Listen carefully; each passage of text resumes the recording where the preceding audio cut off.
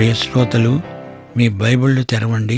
ఈరోజు మన పాఠం గలతీ పత్రిక 4వ అధ్యాయం 21 నుండి 31వ వచనం వరకు. సావధానంగా వినండి. ధర్మశాస్త్రమునకు లోబడి ఉండే వారలారా, మీరు ధర్మశాస్త్రం వినటం లేదా? నాకిది చెప్పండి. దాసి వలన ఒకడు, స్వతంత్రురాలి వలన ఒకడు, 2 కుమారులు అబ్రాహాముకు కలిగారని రాయబడి ఉన్నది గదా. అయినా దాసి వలన పుట్టినవాడు శరీర ప్రకారము పుట్టాడు, స్వతంత్రురాలి వలన పుట్టినవాడు వాగ్దానమును బట్టి పుట్టాడు.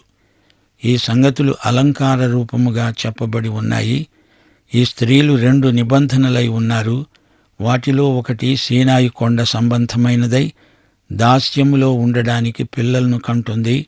ఇది హాగరు. ఈ హాగరు అనేది అరేబియా దేశములో ఉన్న సీనాయి కొండే. ప్రస్తుతమందున్న యెరూషలేము దాని పిల్లలతో కూడా దాస్యమందున్నది గనుక ఆ నిబంధన దానికి దీటై ఉన్నది. అయితే పైనున్న యెరూషలేము స్వతంత్రముగా ఉన్నది. అది మనకు తల్లి.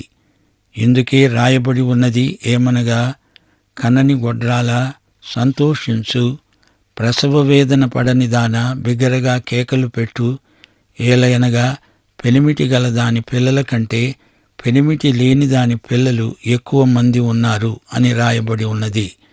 సహోదరులారా, మనము ఇస్సాకు వలె వాగ్దానమును బట్టి పుట్టిన కుమారులమై ఉన్నాము. అప్పుడు శరీరమును బట్టి పుట్టినవాడు ఆత్మను బట్టి పుట్టిన వాణ్ణి ఏలాగు హింసించాడో ఇప్పుడు అలాగే జరుగుతున్నది. ఇందును గూర్చి లేఖనము ఏమి చెబుతున్నది? దాసిని దాని కుమారుణ్ణి వెళ్ళగొట్టు. దాసి కుమారుడు స్వతంత్రురాలి కుమారునితో పాటు వారసుడై ఉండడు. కాగా సహోదరులారా, మనము స్వతంత్రురాలి కుమారులమే గాని దాసి కుమారులము కాము. ప్రియ శ్రోతలు వింటున్నారా? ధర్మశాస్త్రము క్రింద ఉంటాము అనే వారిని ఉద్దేశించి పౌలు మాట్లాడుతున్నాడు. దశాజ్ఞలను గురించి, ధర్మశాస్త్రాన్ని గురించి కొందరు మాట్లాడతారు గాని ధర్మశాస్త్రము విధించే కఠిన శిక్షను గురించి అంతగా మాట్లాడరు. అసలు ధర్మశాస్త్రం ఉన్నది ఎందుకు? తీర్పు తీర్చడానికే కదా. ధర్మశాస్త్ర ప్రధాన సమయంలో సీనాయి కొండ మీదికి దేవుడు మోషేను పిలిచిన సన్నివేశం ఎలాంటిది? నిర్గమకాండం 19వ అధ్యాయం 16 నుండి 21వ వచనం వరకు. 3వ నాడు ఉదయమైనప్పుడు ఆ పర్వతము మీద ఉరుములు, మెరుపులు, సాంద్రమేఘము, బోర యొక్క మహాధ్వని కలుగగా పాళెములోని ప్రజలందరూ వణికిపోయారు. దేవుణ్ణి కలుసుకోవడానికి మోషే పాళెములో నుండి ప్రజలను అవతలికి రప్పింపగా వారు పర్వతము దిగువన నడిచారు. యెహోవా అగ్నితో సీనాయి పర్వతము మీదికి దిగివచ్చినందున అదంతా ధూమమయమై ఉంది. దాని ధూమము కొలిమి ధూమము వలె లేచింది. పర్వతమంతా మిక్కిలి కంపించింది. ఆ బూరధ్వని అంతకంతకు బిగ్గరగా మోగింది. మోషే మాట్లాడుతూ ఉండగా దేవుడు కంఠస్వరము చేత అతనికి ఉత్తరమిస్తూ ఉన్నాడు.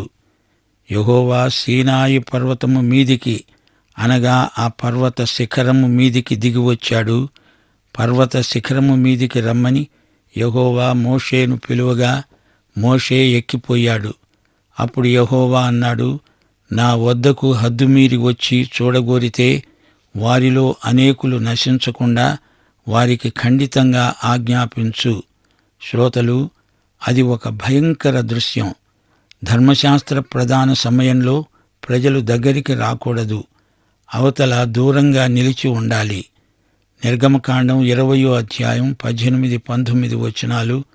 ప్రజలందరూ ఆ ఉరుములు, మెరుపులు, ఆ బూరధ్వని, ఆ పర్వత ధూమము చూచి భయపడి తొలగి దూరముగా నిలిచి మోషేతో అన్నారు, నువ్వు మాతో మాట్లాడు, మేము వింటాము. దేవుడే మాతో మాట్లాడితే మేము చనిపోతాము.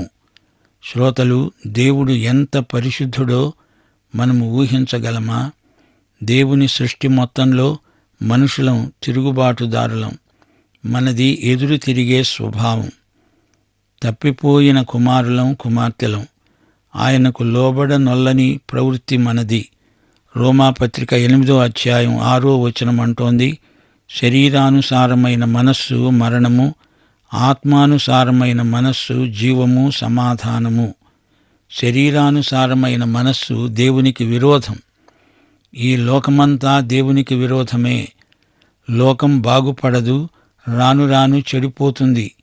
ఏదెను తోట నుండి ఆదాము హవ్వలు బహిష్కృతులైనప్పటి నుండి ఇదే తంతు. మానవుడి స్వభావం అలాంటిది. అది దేవుని ధర్మశాస్త్రమునకు లోబడదు, ఏమాత్రమూ లోబడనేరదు. అందుకే ఇశ్రాయేలు పిల్లలు గజగజ వణికి మేము చస్తాము అన్నారు. ఈ రోజున ప్రభువు మహోన్నతుడై మహిమలో ఉన్నాడు. మనమిక్కడ మట్టి పురుగుల్లాగా ఉన్నాము. మట్టికున్న విలువే మనకుంది. అయితే దేవునికి వ్యతిరేకంగా ప్రవర్తించి బుద్ధిహీనులమవుతున్నాము. మానవ స్వభావం దేవుని మహిమకు వ్యతిరేకంగా పనిచేస్తుంది. మీరు ధర్మశాస్త్రం వింటారు గదా అని పౌలు వారిని అడుగుతున్నాడు. పూర్తిగా విన్నారా? ఏం గ్రహిస్తున్నారు? సరిగా వినలేదని నేను చెప్పగలను. ధర్మశాస్త్ర ప్రదానమే అంత భయంకరమైనప్పుడు దాని కింద ఎలా ఉండగలరు? అబ్రహాము జీవితములో నుండి ఒక దృష్టాంతం మీకు చూపుతాను. ఆదికాండం 16వ అధ్యాయం 17, 18, 20, 21 అధ్యాయాలు. హాగరు కొడుకును శారా కొడుకును పౌలు ఒకరితో ఒకరిని పోలుస్తున్నాడు. హాగరు దాసీది, శారయి స్వతంత్రురాలు. శారయి కృపకు సంకేతం, హాగరు మోషే ధర్మశాస్త్రానికి సంకేతం. ఇది ఉపమాన రూపకమైన అంశం. అబ్రహాము కథ ఉపమానమని కాదు, ఈ ఇద్దరు స్త్రీలు ఆధ్యాత్మికంగా ఉపమాన రూపకమైన వాస్తవాన్ని మనకు నేర్పుతున్నారు అని భావం. అనగా ఈ రోజున మనము ఈ ఇద్దరు స్త్రీల వృత్తాంతంలో నేర్చుకోదగిన పాఠమున్నది. ఇద్దరు స్త్రీలు అబ్రహాముకు కన్న సంతానం ఈ ఇద్దరు పిల్లలు, ఇష్మాయేలు, ఇస్సాకు. దాసికి పుట్టినవాడు శరీరానుసారముగా పుట్టినవాడు. దాసీదాని కుమారుడు దాసుడే. అబ్రహాము కాలంలో ప్రవర్తిల్లిన సంస్కృతి సభ్యతలను వివరించే ఒక గ్రంథముంది, హమ్మూరబీ న్యాయ సూత్రాల గ్రంథం. ఇది మనకెన్నో సంగతులను నేర్పుతుంది. ఇష్మాయేలు అబ్రహాము కుమారుడే అయినా అతడు దాసుడే. స్వతంత్రురాలికి పుట్టినవాడు స్వతంత్రుడు, వాగ్దానము వల్ల కలిగినవాడు. ఇస్సాకు జన్మే అద్భుత జన్మ. అబ్రహాము వయోవృద్ధుడు, శారా గర్భము మృతమైనది. ఆమెకు కాన్పులుడిగిపోయాయి. మృతిలో నుండి జీవము వచ్చినట్లు శారా గర్భములో నుండి శిశువు వచ్చాడు. ఇదంతా ఒక ఆధ్యాత్మిక ఉపమానంగా ఉపకరిస్తుంది. పౌలు ఈ ఉదంతంలో నుండి ఒక పాఠం మనకు నేర్పుతున్నాడు. ఈ రెండు నిబంధనలు. మొదటిది ధర్మశాస్త్ర నిబంధన. సీనాయి కొండ మీద మోషే దేవుని వద్ద నుండి స్వీకరించిన నిబంధన. హాగరు సీనాయి కొండకు సాదృశ్యం. ధర్మశాస్త్రానికి ఇదంతా ఉపమాన రూపకమైన పోలిక. హాగరు అంటే సీనాయి కొండ. యెరూషలేము ఇశ్రాయేలు జాతికి సాదృశ్యం. అనగా ఇక్కడి యెరూషలేము భౌతికమైన యెరూషలేము. అది ఇంకా ధర్మశాస్త్రము క్రిందనే ఉంది, ధర్మశాస్త్ర దాస్యంలో ఉంది. అయితే పైన ఉన్న యెరూషలేము ఉన్నదే, అది కొత్త యెరూషలేము. ప్రకటన 20వ అధ్యాయంలో పరలోకము నుండి దిగివచ్చే నూతన యెరూషలేము గురించినది. ధర్మశాస్త్రము క్రింద ఉన్నవారికి పాత యెరూషలేము తల్లి, నూతన యెరూషలేము కృప క్రింద ఉన్నవారికి తల్లి. ఇక్కడ ఉన్నా అక్కడ ఉన్నా విశ్వాసి ధర్మశాస్త్ర క్రియలతో ఏ సంబంధము లేనివాడే. ఇస్సాకు పుట్టే వరకు శారా గొడ్రాలే. అయితే హాగరు కన్న ఇష్మాయేలు నుండి కలిగిన సంతానము అసంఖ్యాకమైనది. అయితే ఇప్పుడు ఇశ్రాయేలు పిల్లల కంటే అరబ్బులు తక్కువ మంది. ఈ రోజున కృప కింద ఉన్న వారెందరో రక్షించబడిన వారున్నారు. ధర్మశాస్త్రము క్రింద బలుల కార్యక్రమము కింద ఉండి రక్షించబడిన వారే తక్కువ మంది కనపడుతున్నారు. ఈ రోజున విశ్వాసులు వాగ్దాన పుత్రులు. విశ్వాసులమైన మన జన్మ కొత్త జన్మ. దేవుని వాగ్దానమును నమ్మినందుచేత మనము నూతన జన్మ పొందినవారము. యోహాను సువార్త 3:16 ఇదే మాట అంటోంది. దేవుడు లోకమును ఎంతో ప్రేమించి తన అద్వితీయ కుమారుణ్ణి మనకిచ్చాడు. ఆయన యందు విశ్వాసముంచేవాడు నశించడు, నిత్య జీవము పొందుతాడు. క్రీస్తునందు విశ్వాసముంచి నూతన జన్మ పొందిన వారమవుతున్నాము. 1 పేతురు 1:23 అంటోంది, మీరు క్షయబీజము నుండి కాక శాశ్వతమైన జీవము గల దేవుని వాక్యం మూలముగా అక్షయ బీజము నుండి పుట్టించబడిన వారు. శ్రోతలు వింటున్నారా? ధర్మశాస్త్ర క్రియావాదులు దేవుని ఉచిత కృపను గుర్తించరు, అంగీకరించరు. దేవుని కృప మాత్రమే సువార్త అవుతుంది. ఈ రోజున కృపా సువార్త ఉన్నట్టు ప్రకటించేవారు కొద్దిమంది మాత్రమే. యేసు నీకోసమై చేసి ముగించిన దానికి ఏదీ చేర్చలేము. క్రీస్తు మన కోసము శాపగ్రాహి అయ్యాడు. ఆయన చేసింది నీవు అంగీకరించకపోతే నీ పట్ల ఆయన చేసిందంతా వృధా అవుతుంది. శరీరమును బట్టి పుట్టినవాడు ఆత్మను బట్టి పుట్టిన వానిని ఏలాగు హింస పెట్టాడో అలాగే జరుగుతున్నది. దేవుని కృపాసువార్తను ప్రకృతి సంబంధి విననొల్లడు. కృపాసువార్త క్రియలకు సంబంధించింది కాదు. శరీరానుసారులు ఆత్మ సంబంధులను ద్వేషిస్తారు అనడానికి ఇష్మాయేలు ఇస్సాకులే ప్రత్యక్ష నిదర్శనం. ఇష్మాయేలుకు ఇస్సాకుకు పడకుండా వచ్చింది. ప్రకృతి సంబంధికి ఆధ్యాత్మిక విషయాలు వెర్రితనమనిపిస్తాయి.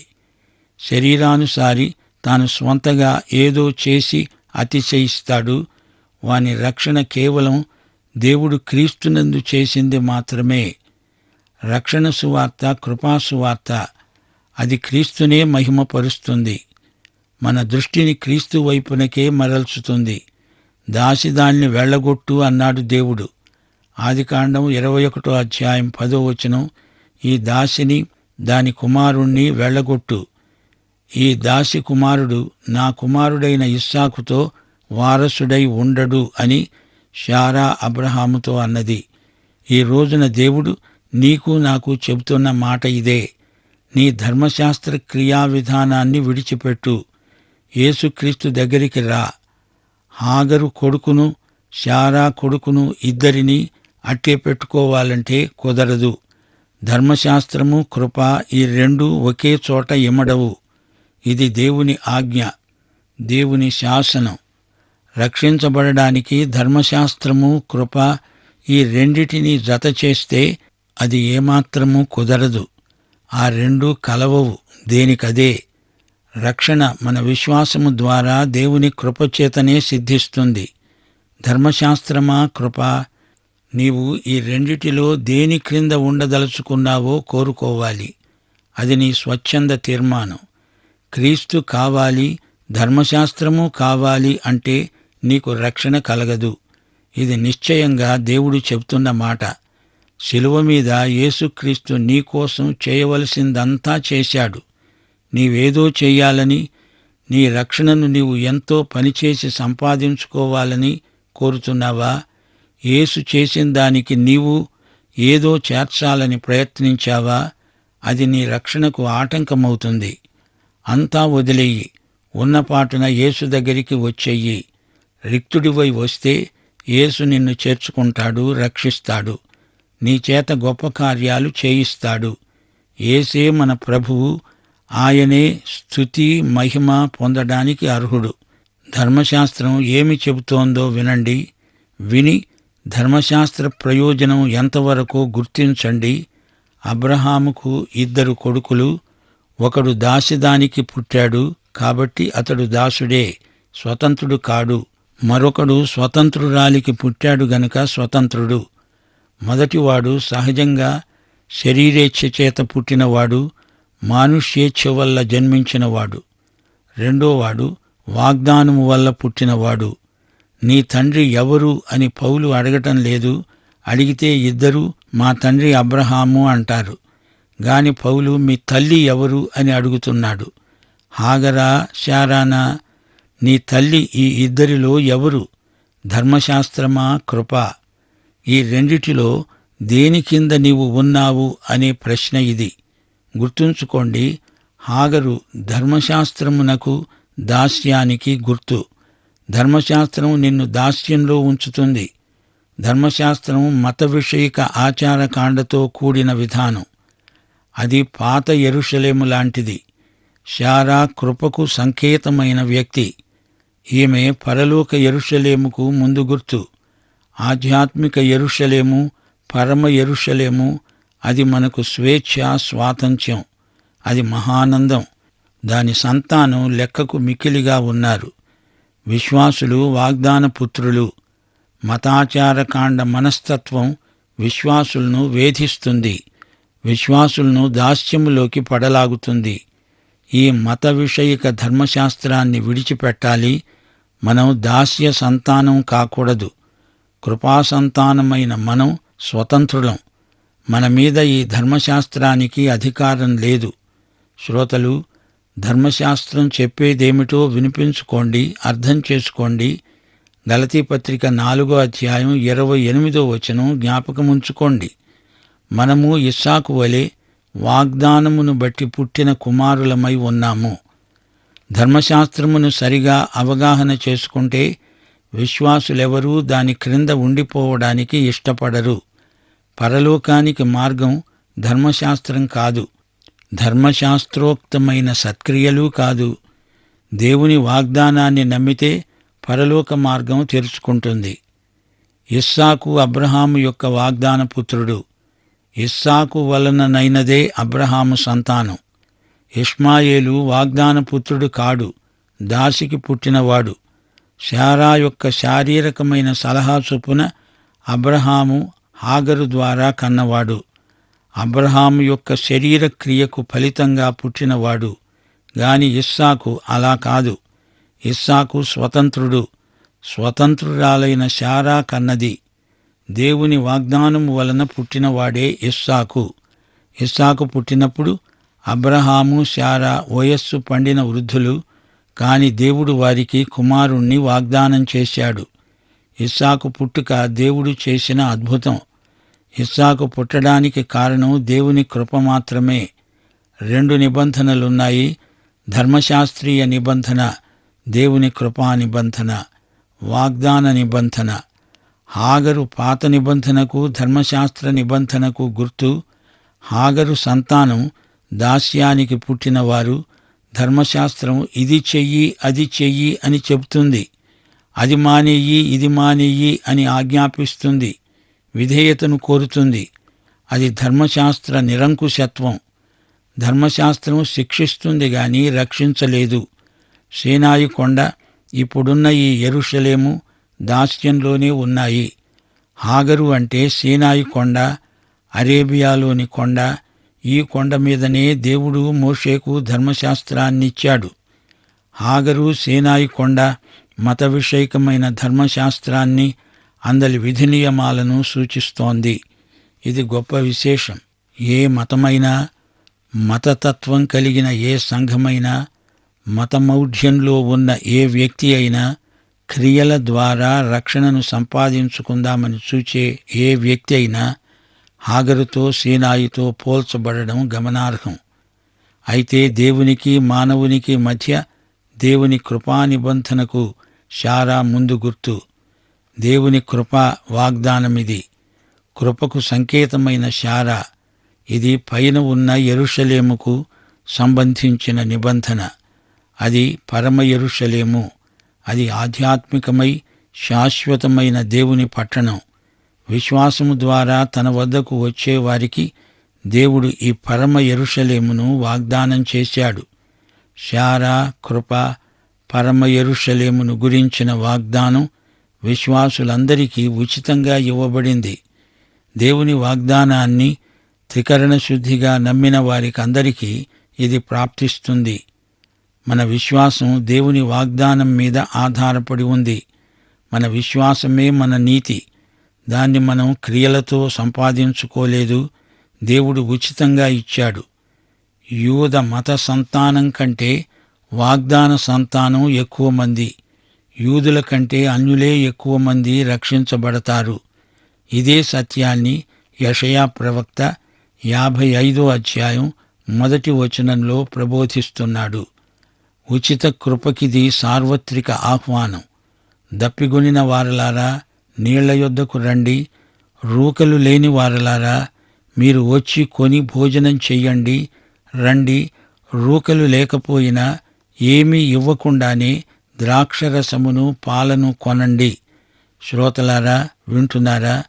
విశ్వాసులమైన మనమందరము ఇస్సాకులాగే వాగ్దానపు పిల్లలం. యేసుక్రీస్తునందు విశ్వాసముంచిన వారందరూ ఆధ్యాత్మిక జన్మ ద్వారా దేవుని బిడ్డలు, వాగ్దాన సంతానం. మనము దేవుని వాగ్దానాన్ని పొంది ఉన్నాము.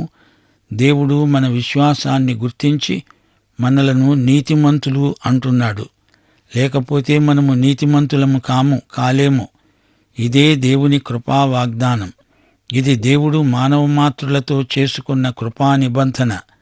విశ్వాసి ఇప్పుడు వాగ్దాన భూమిని అనగా పరమ కానానును, పరమ యెరూషలేమును స్వతంత్రించుకోగలడు. నిత్యత్వంలో దేవునితో ఉండగలం. రోమాపత్రిక 4:13-14 వచనాల్లో ఈ విషయం ఇంకా విశదంగా చెప్పబడింది. అతడు లోకమునకు వారసుడవుతాడు అనే వాగ్దానము అబ్రహాముకైనా అతని సంతానానికైనా ధర్మశాస్త్రం మూలముగా కలుగలేదు గాని విశ్వాసము వలననైన నీతి మూలముగానే కలిగింది. ధర్మశాస్త్ర సంబంధులు వారసులైన ఎడల విశ్వాసము వ్యర్థమవుతుంది, వాగ్దానము నిరర్ధకమవుతుంది. మరో మాట, ఇష్మాయేలు ఇస్సాకును ఎగతాళి చేశాడు, సతాయించాడు. విశ్వాసులకు ఎందుకు హింసలు కలుగుతాయో పౌలు కారణం చూపుతున్నాడు. మానవులు శరీరరీతిగా సత్క్రియలతో మంచివారు, నీతిమంతులు కావాలని చూస్తారు. స్వప్రయత్నంతో దేవుని ప్రాపకం సంపాదించుకునేటందుకు ప్రయాసపడతారు. శరీరానుసారులు విశ్వాసులను ఎద్దేవా చేస్తారు, ఏడిపిస్తారు, వేధిస్తారు. అతని భక్తిని అపహాస్యం చేస్తారు. శరీరానుసారి దేవుని మహిమను పొందలేడు.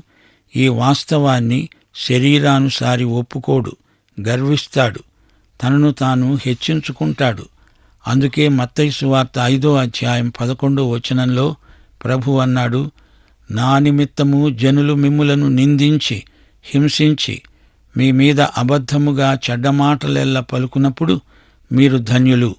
సంతోషించి ఆనందించండి, పరలోకమందు మీ ఫలము అధికమవుతుంది.